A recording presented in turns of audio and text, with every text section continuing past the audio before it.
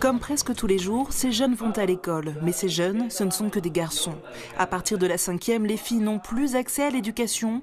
D'une façon générale, en 3 ans et demi, les femmes ont été totalement éradiquées de la vie publique depuis l'arrivée au pouvoir des talibans.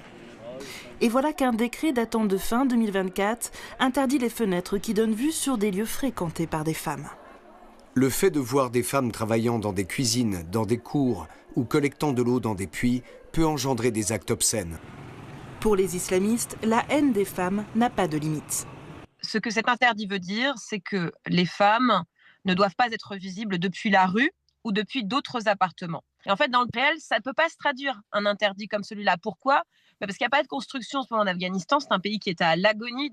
Donc c'est juste en fait des interdits qui sont pris pour montrer que les talibans ne comptent pas s'arrêter dans leur entreprise d'effacement du sexe féminin. Ce que les talibans appellent loi de vertu interdisent désormais pratiquement tout aux femmes. Sortir de chez elles sans être accompagnée d'un homme, pouvoir chanter ou parler à voix haute dans la rue.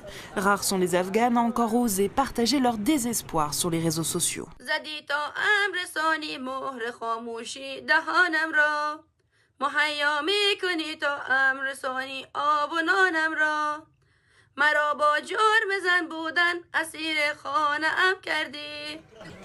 L'ONU dénonce un apartheid de genre et un danger pour toute la société. Les talibans ont à nouveau menacé de fermer les ONG qui emploient des Afghanes.